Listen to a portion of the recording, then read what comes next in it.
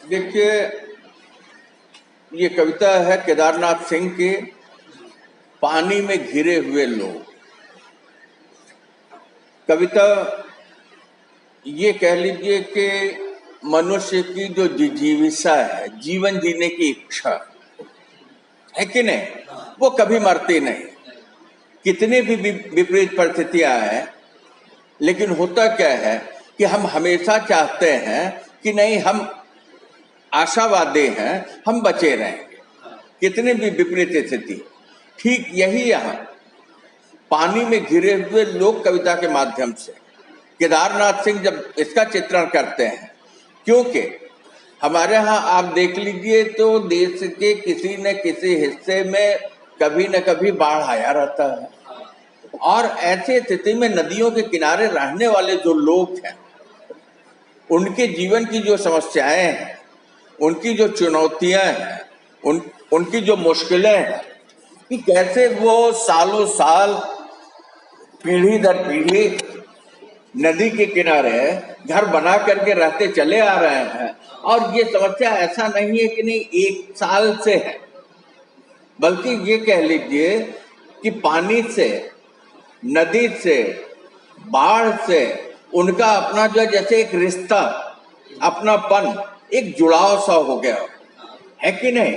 और होता क्या है कि जब बाढ़ आती है तो बाढ़ आने के बाद वो ये नहीं देखती है कि नहीं किनारे पर कौन है, तो ऐसे ही डूबते हुए गांव की चर्चा करके केदारनाथ सिंह जो है वो हमारा ध्यान बाढ़ की तरफ आकृष्ट करते हैं, और बाढ़ से जूझते हुए लोगों का जो जीवन संघर्ष है उसे हमारे सामने रखते हैं कि किस तरीके से पानी में घिरे हुए जब लोग हैं, पता चलता है कि बाढ़ की वजह से उनका गांव जब घिर जाता है, उनका घर घिर जाता है, तो कब तक अपना घर नहीं छोड़ते, अंतिम घड़ी तक वो देखते रहते हैं, इंतजार करते रहते हैं कि शायद हो सकता है पानी जो बढ़ रहा है वो रुक जाए।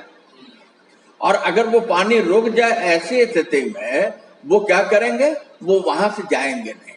लेकिन जब उनके सामने कोई भी चारा नहीं बचता, धीमे धीमे जो है उनका घर डूबने लगता है, तो वो फिर घर छोड़ देते हैं। लेकिन घर छोड़ते हैं तो क्या करते हैं, वो ध्यान दीजिए, वो उस समय घर छोड़ते हैं तो घर का सामान डूबता है, लेकिन जो जीवन के लिए आवश्यक उपयोगी सामान है उसे लेकर के पास में ही किसी थोड़ी सी ऊंची चट्टान पर जाकर के फिर वो अपना डेरा वहां डाल देते हैं। और फिर वहां अपना डेरा डाल करके फिर वो करते क्या है कि वो स्थान ढूंढते हैं, है कि नहीं, जहां से कि वो अपने घर को देख सके जिसे जो है पानी ने निगल लिया है कि नहीं। तो ऐसी स्थिति में इनके अंदर जो है वो ये कह लीजिए कि एक आशा की किरण जो है वो विराजमान है, मौजूद है। ध्यान दीजिए, अगर पानी हर साल बढ़ता है, नदी में बाढ़ आती है, तो सीधी सी बात है कि घर अगर नीचे है तो पीढ़ियों पहले ही वहां से शिफ्ट होकर के दूसरी जगह चले जाना चाहिए। लेकिन नहीं, हमारा जो अपने जड़ से जो जुड़ाव है कि नहीं। तो यहाँ यही बात कहते हैं कि पानी में घिरे हुए लोग, ऐसे लोग जो कि बाढ़ की वजह से जिनका घर परिवार, जिनका कुनबा, जिनकी गृहस्थी, जिनका सब कुछ जो है वो पानी में डूब रहा है, ऐसी स्थिति में उनकी क्या स्थिति है, वो कैसे हैं, वो अपने को कितना सुरक्षित अनुभव कर रहे हैं, है कि नहीं, और कितने वो असुरक्षित हैं, और कितना उन्हें विश्वास है किस पे, खुद पर। पानी में घिरे हुए लोग प्रार्थना नहीं करते, वे पूरे विश्वास से देखते हैं पानी को, और एक दिन बिना किसी सूचना के खच्चर, बैल या भैंस की पीठ पर घर असबाब लाद कर चल देते हैं कहीं और। कहते हैं कि पानी में ये जो घिरे हुए लोग हैं ये क्या करते हैं, ये हमेशा देखते तो पानी को है, लेकिन पानी के घट जाने की प्रार्थना करने से पानी तो घट नहीं जाएगा। पानी की जो प्रवृत्ति है कि जब उसका दबाव आएगा तो पानी बढ़ेगा, तो ऐसी स्थिति में ये जो है बढ़ते हुए पानी को देखते हैं और इन्हें विश्वास किस पर है? अपने पर है कि नहीं?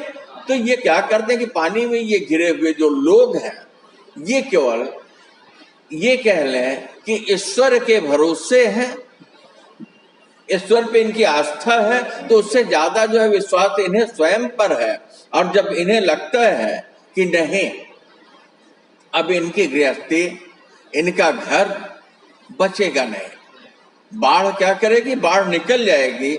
ऐसी स्थिति में एक दिन बिना किसी सूचना के, मतलब बिना कुछ बताए हुए, क्योंकि बताने का समय या मुनादनी पीटने का समय तो रहेगा नहीं, तो ये करते क्या है कि जब इन्हें लगता है, मतलब इन्होंने पानी को कितना समझ लिया है कि पानी बढ़ते हुए अब रुकेगा नहीं, इतनी समझ जो इनको जैसे ही आती है तो ये क्या करते हैं? बिना किसी सूचना के, इन्हें जो है किसी को सूचित करने की जरूरत नहीं, बल्कि इन्हें सूचना मिल जाती है कि बाढ़ रुकने वाली नहीं है, लेकिन इन्हें विश्वास है कि पानी आज बढ़ा है तो कल पानी घटेगा। तो ये क्या करते? खच्चर, घोड़े से की नीची प्रजाति है निम्न, जो कि सामान ढोने के काम आता है। कहते हैं इनके पास खच्चर है, बैल है या भैंस है। मतलब पानी से घिरे हुए कौन लोग हैं? वो लोग हैं जो कि गरीब होंगे, है कि नहीं? कहते हैं ये बैल, खच्चर या जो कुछ भी इनके पास मौजूद रहा, इनकी पीठ पर इनका जो घर है, असबाब मतलब होता है सामान, तो इनके गृहस्थी का जितना भी सामान है, जितना बैल या खच्चर या भैंस की पीठ पर आ सकता है, उसे लादते हैं और लाद करके चल देते हैं कहीं और। खाना बदोश की सी स्थिति है कि एक जगह थे, पानी ने डुबोया, वहां अपने को असुरक्षित महसूस किए, तो असुरक्षित महसूस किया तो इन्होंने क्या किया? अपना घर जो है छोड़ दिया। और अपना घर छोड़ते समय ये वहां से निकले तो इनके साथ कौन है?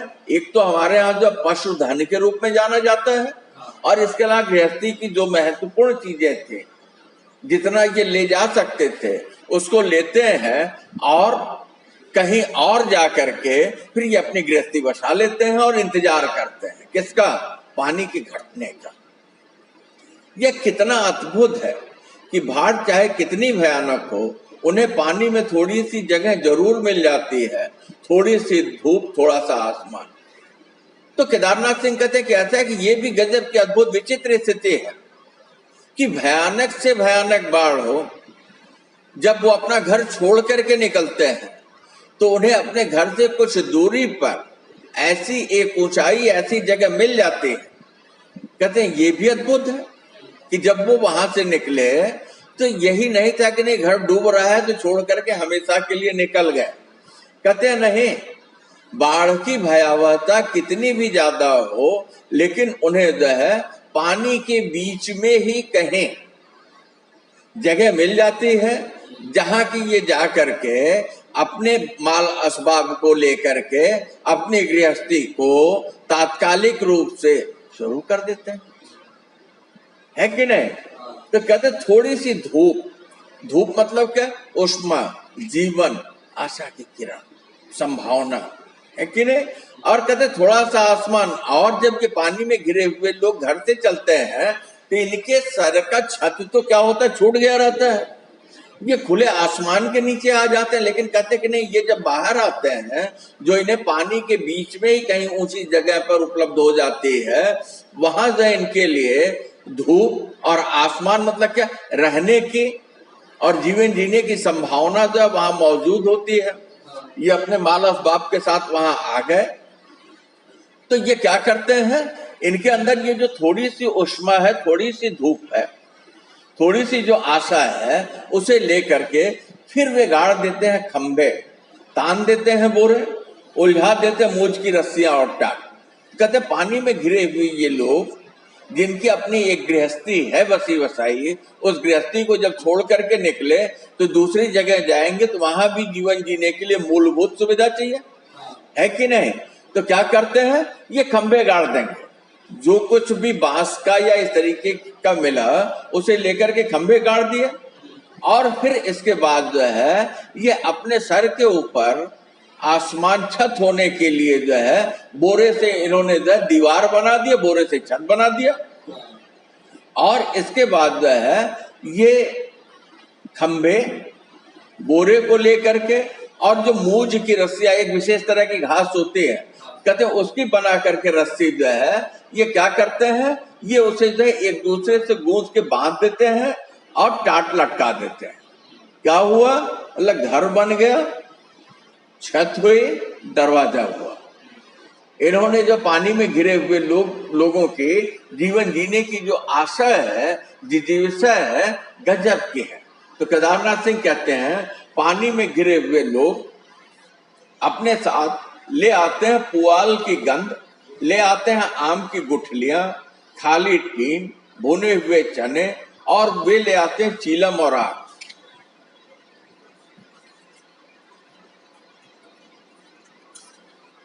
फिर बह जाते हैं उनके मवेशी, उनकी पूजा की घंटी बह जाती है, बह जाती है महावीर जी की आदमकद मूर्ति, घरों की कच्ची दीवारें, दीवारों पर बने हुए हाथी घोड़े, फूल पत्ते, पाट पटोरे सब बह जाते हैं। कहते हैं अब तो कहते हैं ये पानी में घिरे हुए जो लोग हैं, जब पूरी की पूरी गृहस्थी बह गई तो कहते हैं कि यहाँ ये अपने साथ ले आते हैं। क्या ले आते हैं, क्योंकि पानी में घिरे हुए जो लोग हैं जो स्थान छोड़ करके नहीं जा रहे हैं या नहीं जा सकते, कहते हैं कि अपने साथ क्या आते हैं, पुआल की गंध। ये पुआल क्या है, धान का पौधा, यही ना जो चावल है, चावल किससे निकलता है, धान से। तो जो धान पैदा होता है तो उसका जो उसकी जो सूखी हुई घास है, कहते हैं अपने साथ जो है ये उसे ले आते हैं। मतलब क्या, इनकी गृहस्थी, अब गृहस्थी है तो उसको छोड़ करके कैसे चले जाएंगे। कहते हैं अपने साथ जो है ये अपने गृहस्थी मतलब पुआल की उस गंध को लेके आते हैं। और कहते हैं वे ले आते हैं आम की गुठलियां। और पानी में घिरे हुए जो लोग हैं, तो बारिश का दिन जब भी आता है तो उसके पहले जो क्या होता है, हमारे यहाँ आधी खेती आधी बारी की बात होती है। बारी मतलब बगीचा। तो कहते हैं कि ये बरसात के पहले जो है, जो गर्मियों का सीजन होता है तो उस समय आम फलता है, तो फल तो खा लिए जाते हैं। अब सवाल इस बात का है कि बारिश के दिनों में ये लोग जब अपने घर गृहस्थी का माल असबाब लेकर के चलते हैं तो ये इतने विपन्न हैं कि कितना कम सामान तो ये अपने खच्चर पर या अपने बैल पर, अपने भैंस पर लाद करके आए होंगे। कहते हैं कि ये जो पुआल लेके आते हैं, क्योंकि इन्हें ये पता है कि जहां हम जाएंगे, नई गृहस्थी बसाएंगे, तो वहां हमें सोना पड़ेगा, लेटना पड़ेगा। तो वो बसाने के लिए जो है इन्हें टाट चाहिए, रस्सियां चाहिए, खंभे चाहिए और पुआल चाहिए। और कहते हैं इसके बाद ये आम की गुठलियां, जो आम तो खा चुके रहते हैं लेकिन गुठलियों को भी बचा के रखते हैं। और इन गुठलियों को इसके लिए बचा के रखते हैं कि बारिश के दिनों में या आपत्ति विपत्ति काल में जो ये काम देगा। ठीक है, आज के लिए एकदम अमानवीय चित्र जैसा है, लेकिन ऐसा जीवन लोग जीते रहे, है कि नहीं। कहते खाली टीन, भुने हुए चने, वे ले आते हैं चीलम और आग। इसके अलावा जब वो क्या करते हैं, खाली टीन का डब्बा लेते आएंगे। खाली क्यों लाएंगे भाई, आ रहे थे तो उसको भरा लेके आना चाहिए। अरे जब भरने के लिए रहेगा ही नहीं, उनके लिए जो सबसे कीमती क्या, उनके लिए वही कीमती है। उनका वो खाली डब्बा की पानी में वो क्या हो जाएगा, डूब जाएगा, सड़ जाएगा, खराब हो जाएगा, है कि नहीं। कहते हैं और क्या ले आते हैं, भुने हुए चने। ध्यान दीजिए, खाद्य सामग्री अगर भरपूर होती तब तो वो उसको लेके आते, लेकिन नहीं, चना चबेना से इनका काम चल जाने वाला है। तो कहते कि इनके पास जो चने हैं उसे लेकर के आ गया, क्योंकि वहां क्या करना है, उसे बनाने के लिए, उसे खाने के लिए विशेष उपक्रम करने की जरूरत नहीं है। तो कहते हैं कि ये खाली टीन, भुने चने, कहते हैं और ले आते हैं चीलम और आग। आग के आविष्कार ने, अभी हम लोगों ने जो है इसके पहले एक कविता जो पढ़ी थी, वो कौन सी पढ़ी थी, लंबी कविता याद आ रहा है, प्रमथु गाथा। प्रमथु गाथा में आग के महत्व को बताया गया कि कैसे एक आग के आने से सब कुछ बदल गया। तो ठीक वही स्थिति कहते हैं ये जो जब आते हैं तो अपने साथ पुआल की गंध लाते हैं, आम की गुठलियां लाते हैं, सोना हो गया, खाना हो गया, है कि नहीं? कहते हैं और खाली टीन के डब्बे लाते हैं जो कि इनके लिए एक तरीके से कीमती है, सामान रखने की जरूरत है। और कहते हैं ये जो भुने हुए चने लाते हैं, तो जब बाढ़ आई उस समय चना भुना हो या भुना न हो, लेकिन खाने के लिए सबसे मजबूत अनाज होता है, तो बोझा जितना ले आ सकते होंगे, आज जितना रहता होगा ले लिए होंगे। और कहते हैं वो अपने साथ ले आते हैं चीलम और आग। देखिए गांव जवार में तंबाकू पिया जाता है जिसको हुक्का कहते हैं, है कि नहीं? हुक्का किस पे चढ़ता है? चीलम पे चढ़ता है। और ये क्या एक विशेष तरीके की घास होती है जिसमें गुड़ और मिट्टी बना करके तंबाकू बनाते हैं। और जाति बिरादरी का, ब्राह्मण को छोड़ करके और लोगों की जाति बिरादरी का जो हुक्का होता है वो क्या होता है? वो निश्चित होता है, ब्राह्मण के लिए वर्जित है। हालांकि अब तो सारे को खाद्य अपेय जो है उसका वो सेवन करने लगे तो वो अपवाद की बात है, लेकिन जो हुक्का पानी है ये शुद्धता का द्योतक है, ठीक है? ये उनके सामर्थ्य का कहते हैं कि वो जब चलते हैं तो अपने हुक्के को नहीं छोड़ते और हुक्के में लगी हुई जो चीलम है और चीलम के साथ वो आग लेके आते हैं, है कि नहीं? किसके लिए? इसके लिए ले आते हैं कि पानी से घिरे हुए जो लोग हैं ये लोग अपनी गृहस्थी जो फिर से शुरू कर सके। ये जितने सामान मिले अभी तक किसके मिले? गृहस्थी के सामान मिले। तो कहते फिर बह जाते हैं उनके मवेशी। बाढ़ बढ़ने लगी, जब पानी बढ़ने लगा, बाढ़ बढ़ने लगी, बाढ़ ज्यादा हो रही, तो क्या होता है? फिर अभी तक तो घर छोड़ के आए थे जो विशेष था, कहते अब उनके मवेशी मतलब होता है जानवर, पशु। क्योंकि हमारे यहाँ जब कहते हैं आधी खेती आधी बारी, मतलब आधा जो है मतलब खेती एग्रीकल्चर और आधा जो बगीचे की चर्चा चलती है, ठीक वैसे ही हमारे लिए जितने महत्वपूर्ण, जितने कीमती हमारे परिवार के सदस्य हैं, उतने ही कीमती हमारे जो मवेशी होते हैं, पशु होते हैं, है कि नहीं? क्योंकि आप देख लीजिए हमारे यहाँ कहा गया गोधन गजधन, है कि नहीं? तो ये पशु क्या, क्योंकि ये नहीं रहेंगे तो कैसे जो है पानी में घिरा हुआ ये आदमी जो किसान है वो फिर आगे भविष्य में खेती कर पाएगा? लेकिन नहीं, बाढ़ आई, इन चीजों को लेकर के चले थे, चाहे वो खच्चर रहा हो, चाहे वो बैल रहा हो, चाहे वो भैंस रहा हो। कहते हैं अब उनके जो मवेशी हैं वो पानी में बहे, ठीक है? फिर उनकी पूजा की घंटी बह जाती है। पहले कौन बहा? पहले पशु बहे, फिर पूजा की घंटी का बह जाना। ये क्या है? उनका जो धर्म, उनकी जो आस्था और विश्वास है, अब उनका विश्वास जो है वो क्या होगा? वो डिगने लगा। कहते मवेशी बहे और पूजा की घंटी बही, और इसके बाद जो है जो सबको ताकत देने वाले हैं, है कि नहीं? जब हमारे पास कुछ नहीं है तो जय बजरंग कहें, और जय बजरंग ध्वनि के उच्चारण से आप देख लीजिए तो आपके अंदर जो एक उत्साह का संचार होता है। तो कहते मवेशी बह गए, पूजा की घंटी जो कि भगवान के सामने जा करके जिससे हम अपनी प्रार्थना को बजा करके उससे कर सकते थे, बता सकते थे, वो भी हाथ से छूट गई। और जो हनुमान जी की आदमकद मूर्ति थी, वो आदमकद मूर्ति भी क्या होती है? वो अपनी जगह नहीं रह पाती है, वो भी बह जाती है। धर्म बह गए।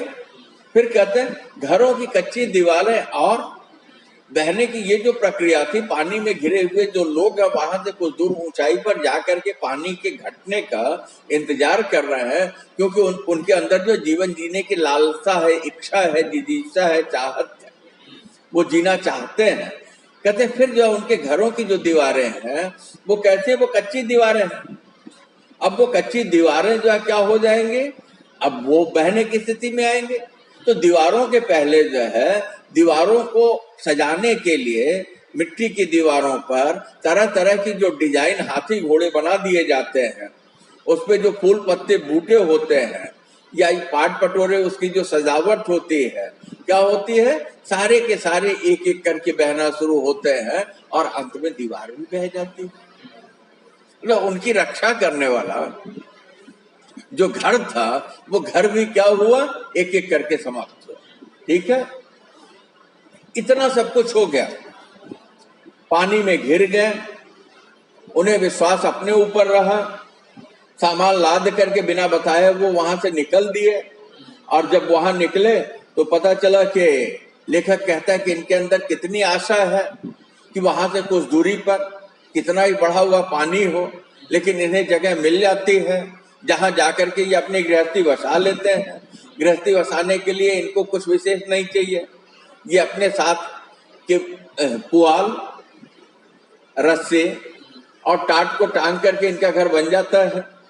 कहते ये जो है करते क्या है कि अपने जीवन की मूलभूत आवश्यकताओं को इकट्ठा करते हैं, लेकिन होता क्या है, ये तो ये काम कर रहे हैं, दूसरी तरफ बाढ़ अपना खेल कर दे रहा है कि इनके जो मवेशी हैं पहले वो बह जाते हैं। क्योंकि देखिए कोई भी विपत्ति आए तो हम किसकी रक्षा करेंगे? घर की रक्षा करेंगे, भगवान की रक्षा करेंगे, भगवान के साधनों की रक्षा करेंगे, और फिर अपने जब पशु के पास आएंगे, फिर प्राणी के पास आएंगे। यही ना धर्म भी यही कहता है। धर्म क्या है? वो तो केवल धारण करने की चीज है, लेकिन ये सारी चीजें क्या हुए, एक एक करके सब बह गए। मगर पानी में घिरे हुए लोग शिकायत नहीं करते, वे हर कीमत पर चीलम की छेद में कहीं ना कहीं बचा रखते हैं थोड़ी सी आग। कहते पानी में ये जो घिरे हुए लोग हैं, गजब का इनके अंदर धैर्य है, इन्हें किसी तरह की कोई शिकवा और शिकायत नहीं है कि नहीं? ये जो है इतना करते हैं कि किसी भी तरह से जैसे तैसे सब कुछ भी नष्ट हो जाए, समाप्त हो जाए, लेकिन क्या बचा रहना चाहिए? अग्नि बची रहनी चाहिए। क्योंकि अग्नि अगर बची रहेगी तो निश्चित तौर पर इस बात को जान लीजिए कि ये फिर अपनी गृहस्थी बसा लेंगे। अग्नि क्या है? अग्नि एक तो आग स्वरूप है जो कि इनके अंदर मौजूद है, जीवन जीने की इच्छा है कि नहीं, चाहत। कहते कहीं न कहीं बचा रखते हैं थोड़ी सी अग्नि, कहीं न कहीं जो है जीवन जीने की जो ये इच्छा है, ये चाहत है, उसे ये बचा के रखते हैं। ठीक है, इन्हें इस बात से शिकायत नहीं है कि इनका सब कुछ जो है पानी में विप्लवित हो गया, डूब गया, है कि नहीं? इनके अंदर जो है क्या बचा रहेगा? कहते कि ये किसी भी कीमत पर इन्होंने जो अपने पीने के लिए, अपने को गर्म रखने के लिए तंबाकू रखा था, जिसे वो चीलम से पिया करते, कहते कुछ नहीं तो चीलम की आग जो है ये बचा के रखते हैं। आप देख लीजिए कि चूंकि चीलम पीते हुए यहाँ तो कोई नहीं मिलेगा, लेकिन गांव जवार में पूरे घर की अग्नि बुझ गई हो। अब तो लाइटर आ गया, गैस आ गया, लेकिन होता क्या था कि चीलम जलाने के लिए आग हमेशा 24 घंटे तैयार रहती थी, और चीलम पीने वाला व्यक्ति जाता था और उसमें जो चिंगारी है उसके ऊपर थोड़ी सी गुहरी या थोड़ी सी लकड़ी डालता था और हवा देता था, फिर वो लहक जाती थी। फिर वो अपने उसमें चीलम में तंबाकू रखता था और उसके ऊपर आग रखता था, फिर उसको खींचता था, फिर आग जल जाती थी। मतलब थोड़ी सी चिंगारी फिर क्या हो जाती थी, आग में बदल जाती। कहते ये इसको बचा के रखते हैं, है कि नहीं? क्योंकि ये थोड़ी सी जो आग है यही जीवन जीने की इच्छा भी है, और आग जब क्या करेगी, सारे साधनों को जो व्यवस्थित कर देगी। अब इतना तो हो गया। कहते फिर डूब जाता है सूरज, कहीं से आती है पानी पर तैरती हुई लोगों के बोलने की आवाज। ये कैसा ये दिन था? अब स्वाभाविक है, दिन है तो रात होगी, रात होगी तो दिन होगा। कहते हैं अब धीमे धीमे जो सूर्यास्त हो गया, सूर्यास्त हो गया, चारों तरफ अंधेरा होगा और पानी से घिरे हुए हैं, ऐसी स्थिति में तो जीना मुश्किल हो जाएगा। लेकिन कहते हैं कि अब जो है सुनाई पड़ रही है लोगों की आवाजें, अंधकार हो गया है, सूरज डूब चुका है, लेकिन कहीं से लोगों के बोलने की आवाजें जो है वो सुनाई पड़ रही है। क्योंकि अब पास रहेंगे तब तो आराम से बातचीत करेंगे, लेकिन अब पानी में घिरे हुए जो लोग हैं अपने घर से दूर है, हो सकता है कुछ लोग घर के पास रखवाली कर रहे हो, तो कहते हैं कि जा लोग जो है थोड़ी दूरी पर टीले पे जगह इनको मिल गई हो। कहते हैं लोगों के बोलने की आवाजें जो है वो आ रही है, मतलब अंधेरे में कुछ नहीं है। ध्यान दीजिए, अंधेरे में कुछ नहीं है, लेकिन इनकी बोलने की ये आवाजें इस बात को बता ले जाती हैं कि पानी में घिरे हुए लोग हैं जो कि इस अंधेरे में रह करके भी वो चुप नहीं बल्कि अपने जीवित होने का प्रमाण दे रहे हैं कि वो बचे हुए हैं। ठीक है, कहते हैं लोगों के बोलने की तेज आवाजें, कहीं से उठता है धुआं, पेड़ों पर मंडराता हुआ और पानी में गिरे हुए लोग हो जाते हैं बेचैन। कहते हैं ऐसी स्थिति में बोल चेहरों तो सुनाई पड़ती है, बहुत अच्छा शब्द जबान से आया। कहते हैं अब कहीं से इन्हें जो उठता धुआं दिखता। धुएं का उठना मतलब क्या हुआ? धुएं का उठना मतलब जब पानी से गिरे हुए लोगों के लिए कि उन्होंने अपने खाने के लिए चूल्हा जला लिया, और जब चूल्हा जलेगा ये क्या, ये भी आशा है कि नहीं? क्योंकि जीवन जीने के लिए तो भोज्य पदार्थ चाहिए। तो कहते हैं कि कहीं से उठता है धुआं पेड़ों पर मंडराता हुआ। तो चूंकि पानी में गिरे हुए लोगों ने बांस की दीवारें बना करके, टाट के बोरे को टांग करके घर बना लिया है, तो कहते हैं कि अब वहां जब जीवन के सारे साधन इकट्ठा होने लगे हैं, तो कहते हैं बोलने की आवाजें आ रही है। कहीं से जो धुआं आ रहा मतलब कुछ पकने का, कुछ बनने की व्यवस्था दिखाई पड़ती है, और पेड़ों पर मंडराता हुआ पानी में घिरे हुए लोग हो जाते हैं बेचैन। कहते हैं ऐसे स्थिति में पानी में घिरे हुए जो लोग हैं वो परेशान हैं। तो अगर वो परेशान है तब तो ये कह सकते हैं कि उन्हें वहां से कहीं और चले जाना चाहिए, लेकिन नहीं, वो जाएंगे ही नहीं। जैसे वो पानी की चुनौती को स्वीकार कर लिए, या जैसे उन्हें अपने ऊपर पूरा विश्वास है कि पानी बढ़ा है तो एक दिन पानी घटेगा। ठीक है, कहते सूरज डूबने के साथ जो है अब वहां केवल आवाजें आ रही हैं और कहीं से पेड़ों पर उठता हुआ मंडराता हुआ धुआं दिखाई पड़ा। अब रात हो गई तो क्या करेंगे? तो देखिए, दिन की समाप्ति पर रात्रि की शुरुआत में गोधूली वेला में हम क्या करते हैं? रोशनी जला देते हैं। हम क्या करते हैं? रात से संघर्ष हमारा शुरू हो जाता है। किस तरह से शुरू हो जाता है? रोशनी के माध्यम से, क्योंकि हमें रात नहीं चाहिए, हमें नकारात्मकता नहीं चाहिए। तो अब वे जला देते हैं टूटही लालटेन। तो पानी में घिरे हुए जो लोग हैं इनके पास लालटेन एक विशेष तरीके का वो प्रकाशित करने के लिए यंत्र। कहते हैं कि ये लालटेन जो जलाते हैं वो लालटेन भी कैसा है? कहते हैं टूटा ही टूटा हुआ है, टूटा ही टूटा हुआ। ये लोग कितने विपन्न या कितने गरीब हैं, इनके इन साधनों से, पुआल की गंध से या टाट से या मूज की रस्सी से, है कि नहीं, या इनके कच्ची दीवारों से, उबड़े हुए पलस्तरों से, दीवारों की सजावट जो है हाथी घोड़े बेल पत्ती बेल बूटों से जो की गई है, हम अनुमान कर सकते हैं। तो कवि कहता है ये जला देते हैं टूटही लालटेन, मतलब इनके पास प्रकाश करने के लिए कुछ विशेष नहीं, लेकिन जो भी है उसे क्या कर देते हैं? प्रकाशित कर देते हैं और टांग देते हैं किसी ऊंचे बांस पर। और ये लालटेन जब जलाते हैं तो उसे क्या करते हैं? उसके प्रकाश से स्वयं प्रकाश लें, लेकिन नहीं, उसे ऊंचाई पर टांग देंगे कि उसका प्रकाश जो है दूर तक जाए। और प्रकाश का होना जो है इसके लिए महत्वपूर्ण है कि जब दूर कहीं जलता हुआ दीपक की टिमटिम दिखाई पड़े, या जो इन्होंने बांस के ऊपर जो लालटेन जला दिया है वो किसी को दिखाई पड़े, तो जलती हुई लालटेन ये बताने के लिए लोगों को समर्थ होगी कि यहाँ पर आदमी है। बांस पर लटकी हुई जलती हुई वो टूटही लालटेन ये बता देगी कि नहीं, यहाँ जो है कुछ लोग हैं जिन्होंने कि अपनी गृहस्थी को बसा रखी, अपने को आबाद कर रखा है। ठीक है, तो उनके होने की खबर कहाँ तक पहुंचती रहे? पानी में तो है ही है, पानी के आसपास तो, लेकिन पानी के पार जो पानी से घिरे नहीं हैं उनको भी इस बात का पता चले कि नहीं, कुछ लोग हैं जो कि पानी से घिरे हुए हैं। तो एक तरीके से टूटही जलती हुई लालटेन जो उनके होने का सिग्नल है कि नहीं, कि जो कि ये बता रहा है कि नहीं, अभी जो कुछ लोग पानी में घिरे हुए हैं। क्योंकि अंधेरे में आती हुई आवाज भी वही बात कर रही है और वही काम जो टूटही लालटेन भी कर रही है। क्योंकि अगर लालटेन जल रही है इसका मतलब वहां पे कोई है जिसने कि लालटेन को जलाया है।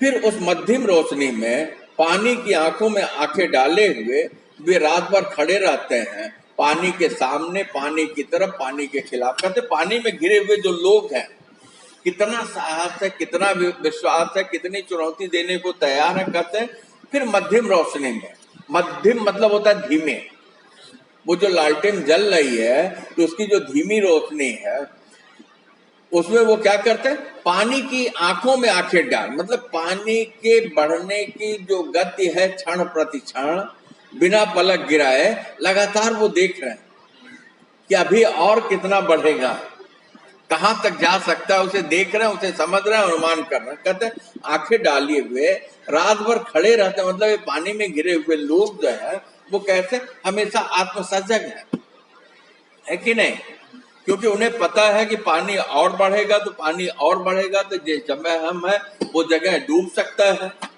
है कि नहीं। तो इसके लिए पूरी रात जो है वो क्या करते हैं, कठोर परिश्रम करते हैं, वो पहरा देते हैं। ठीक है, कहते उस मध्यम रोशनी में पानी की आंखों में आंखें डाले हुए, कहते मध्यम मतलब वो धीमे लालटेन की रोशनी में जो है पानी की आंखों को देखते हुए, मतलब पानी को देखते हुए, क्योंकि आंखें क्या करती हैं, आंखें जो है वो हमारी भाषा का काम कर जाती है, हम बोले कुछ नहीं लेकिन आंखें जो है बोल जाती हैं। कहते आप पानी को देखते हैं और वहीं जो है पानी के किनारे रात दिन खड़े रहते हैं, क्योंकि उनके खड़े होने का मतलब क्या है, उनके खड़े होने का मतलब यह है कि वो पानी की चुनौती को जैसे स्वीकार कर रहे हैं, यही ना। तो क्या कहते हैं, पानी के सामने, पानी की तरफ, पानी के खिलाफ। कहते पानी में जो फंसे हुए जो लोग हैं, पानी में घिरे हुए जो लोग हैं, कहते हैं ये क्या करते, कहते मध्यम रोशनी में आंखों से आंखें डाले हुए रात भर अनवरत वो खड़े हैं, किसका कहां, कहते पानी के सामने, पानी के सामने वो पूरी रात खड़े हैं, सजग हैं। कहते क्यों, कहते पानी की तरफ, मतलब पानी के सामने, पानी को देखते हुए, पानी के पक्ष में, कहते पानी के खिलाफ। लेकिन इनकी जो आत्मसजगता है, इनकी जो जागरूकता है, ये जो कर रहे हैं वो क्या, वो पानी के खिलाफ है, मतलब इन्हें पानी बढ़ने नहीं देना है। लेकिन भाग्यवाद बात आ गई कि ये जो उसको तो रोक नहीं सकते, लेकिन हाँ जो विपरीत परिस्थितियां हैं पानी से, कविता खोले, जो विपरीत परिस्थितियां हैं पानी से घिरे हुए लोग विपरीत परिस्थितियों के खिलाफ विपरीत परिस्थितियों को चुनौती देते हैं, है कि नहीं।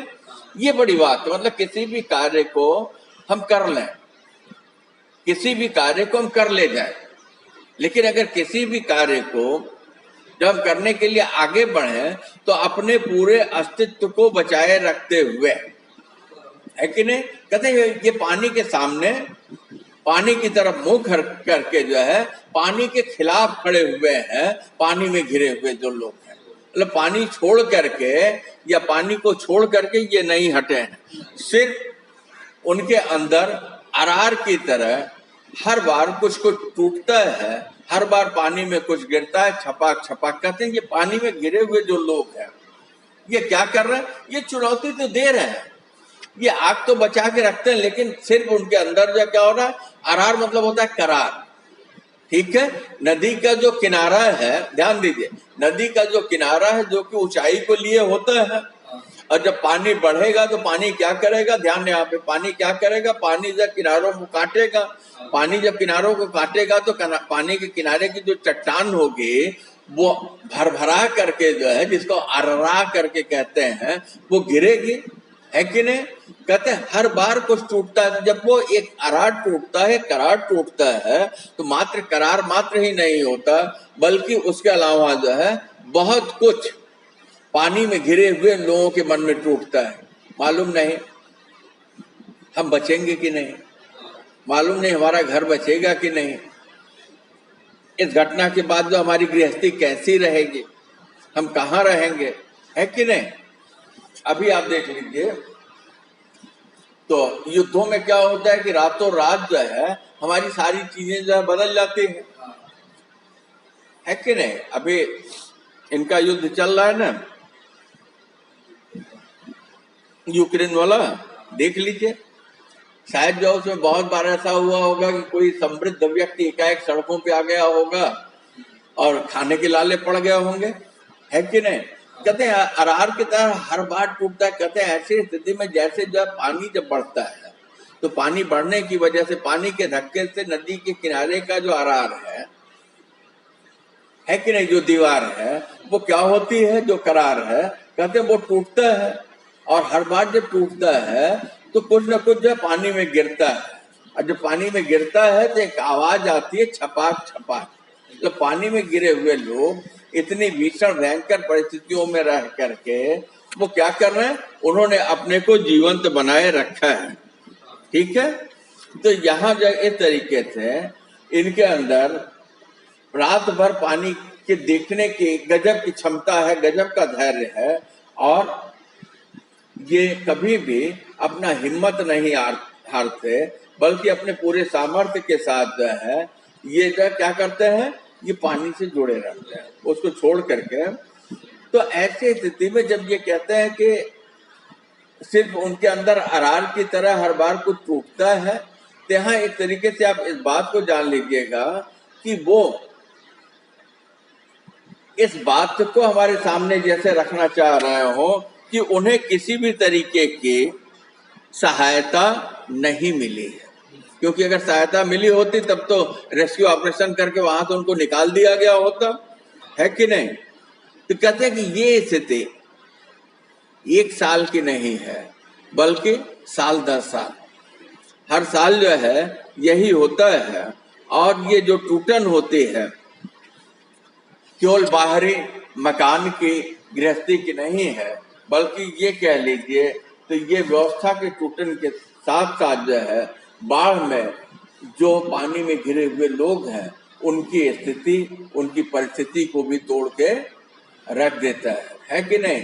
इस तरीके से टूटते हुए करार की छपाक जो है पानी में घिरे हुए लोगों के लिए एक भयानक सूचना है, भयानक खबर है, जिसके खिलाफ पानी में गिरे हुए लोग अपनी पूरी सामर्थ्य से डटे हुए हैं। उन्हें विश्वास है कि ये नदी का या तालाब का ये बढ़ता हुआ पानी